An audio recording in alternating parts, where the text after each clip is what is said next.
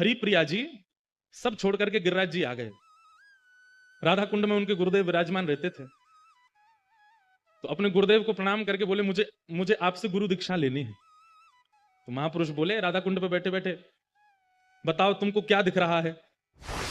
तो हरिप्रिया जी, पहले उनका पूर्व नाम कुछ और था, बोले माथे पर सुंदर उर्दपुंड है, गले में तुलसी की माला है, अद्भुत वस्त्र पहने हैं, आसन पर गुरुदेव विराज रहे हैं, करुआ पास में रखा है, ठाकुर जी की सेवा पीछे हो रही है। गुरुदेव बोले दीक्षा नहीं देनी, जाओ। और सुनो, दीक्षा की इतनी तुमको भूख है, जाओ गिरिराज जी की परिक्रमा लगा के आओ। लेकिन उनको इतनी इच्छा थी दीक्षा की, चले गए गिरिराज जी की परिक्रमा लगाई। परिक्रमा लगा करके 5-6 घंटे में लौट करके राधा कुंड जैसे ही पहुंचे, चरणों में प्रणाम किया, बोले गुरुदेव परिक्रमा हो गई, अब दीक्षा दे दो। उन्होंने फिर वही प्रश्न किया, क्या दिख रहा है तुम्हें?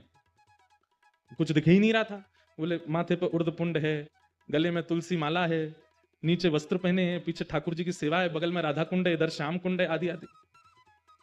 फिर से जाओ परिक्रमा लगा के आओ। एक और परिक्रमा लगाओ। निष्ठा इतनी थी उनकी कि थके हारे थे, लेकिन फिर से चले गए परिक्रमा में। अब की बार उनको 6 की जगह 9 घंटे लग गए परिक्रमा करते करते, पैरों में छाले पड़ गए। 2 परिक्रमा में ये हालत हो जाती है। बेचारे गिरते पड़ते जैसे तैसे आए, प्रणाम किया, गुरुदेव अब दीक्षा दे दो। पूछे अब क्या दिख रहा है तुम्हें? तो रोने लगे, बोले मुझे कुछ नहीं दिख रहा, मुझे वही दिख रहा है, तिलक है, गले में कंठी माला है नीचे। बोले सुन, एक परिक्रमा और लगा के आ।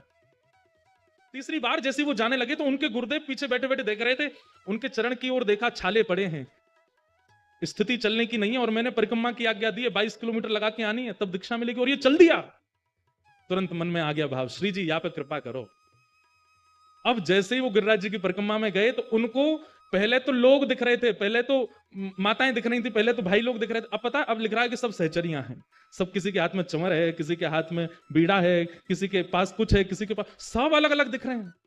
साक्षात गिरिराज जी ऐसे लग रहे हैं मानो कोई निकुंज भवन है, या कि कोई अटारी पर कभी श्री जी आ रही हैं, कोई अटारी पर श्याम सुंदर आ रहे हैं, कभी कहीं से मोर बोल रहे हैं, कहीं कहीं वीणा बज रही है, कहीं पर बंशी बज रही है। अब पूरी दृष्टि ही बदल गई।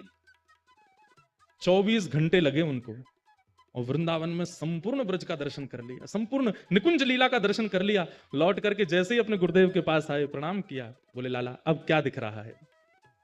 अपने गुरुदेव को देख के कहते हैं, एक सखी विराज रही है, सुंदर नथनी पहनी है, कानन में कुंडल है, नेत्रन में काजल लगे हैं, सुंदर चुनरी ओढ़ी है, पीछे दर्पण है, बहुत सुंदर मणिमंडित नीचे सब फर्श है, यहां श्याम कुंड है, यहां राधा कुंड है, और मेरे गुरुदेव की गोद में प्रिया प्रियतम दोनों विराजमान है।